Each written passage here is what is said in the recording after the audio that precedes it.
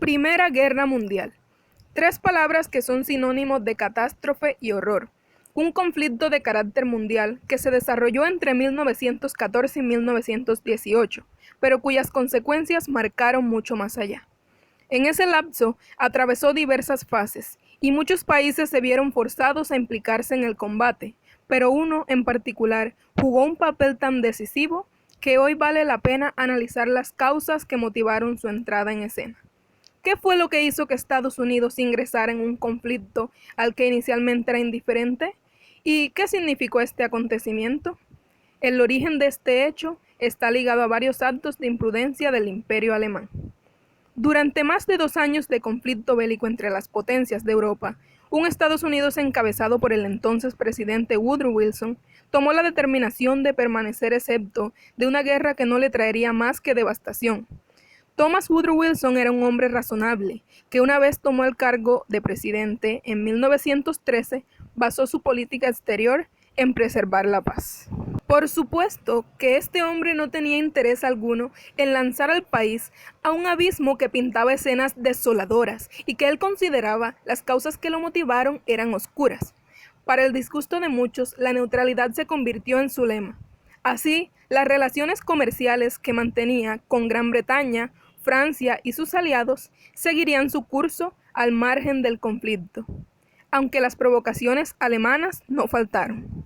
Gran Bretaña, la isla con una poderosísima fuerza naval, le había bloqueado el paso marítimo a una Alemania testaruda, cuya principal estrategia de combate sería el ataque submarino.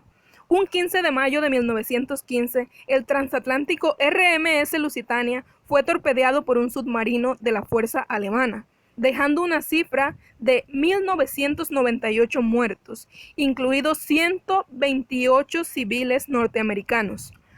Pese a estos actos desmedidos, Wilson se mantuvo en su postura firme y ante las enérgicas protestas de un pueblo inconforme, en septiembre del mismo año, consiguió un acuerdo con el gobierno alemán en el que este último se comprometía a no hundir más barcos civiles sin aviso previo. Así, el año siguiente, su campaña de reelección presidencial posaría el eslogan "Nos mantuvo fuera de la guerra", y en noviembre de 1916 fue nuevamente elegido. Desafortunadamente, los ideales pacifistas de Wilson tuvieron que dar un vuelco repentino. ¿Cuál fue la gota que rebosó el vaso? Realmente no fue una gota, fueron dos, una tras otra. Fue a principios del mes de enero cuando el embajador del Imperio Alemán en Washington, D.C., hizo llegar a manos del secretario de Estado, Robert Lansing, una carta en la que el gobierno alemán anunciaba la reanudación de una guerra submarina sin restricciones, restando la importancia a las vidas perdidas en el proceso, puesto que la desesperación por obtener la victoria a estas alturas era lo primordial para el gran imperio. El cronómetro había sido puesto en marcha. Pese a los intentos de Wilson por apaciguar la situación, las cosas no acabaron allí. El ministro alemán de Asuntos Exteriores, Arthur Zimmermann, envió a México un telegrama en el que Alemania invitaba a México a unirse a un complot en contra de Estados Unidos. Le ofrecía financiar un ataque y a cambio de su cooperación le brindaba su ayuda para recuperar los territorios de Texas, Nuevo México y Arizona que décadas antes le habían sido arrebatados por los norteamericanos. Por desgracia para estos, dicho telegrama fue interceptado por el gobierno británico, que no dudó en dar aviso a Estados Unidos.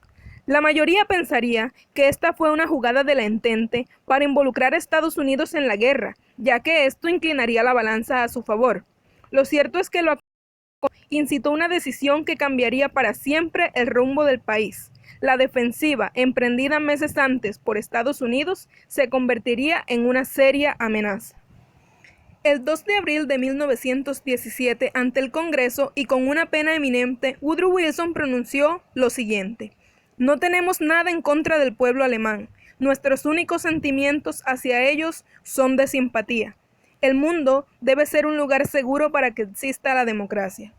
Y con ello, y una firma oficial, el 6 de abril del mismo año, se daría por iniciada la entrada en escena de Estados Unidos en la Primera Guerra Mundial, hecho que marcaría el principio del final.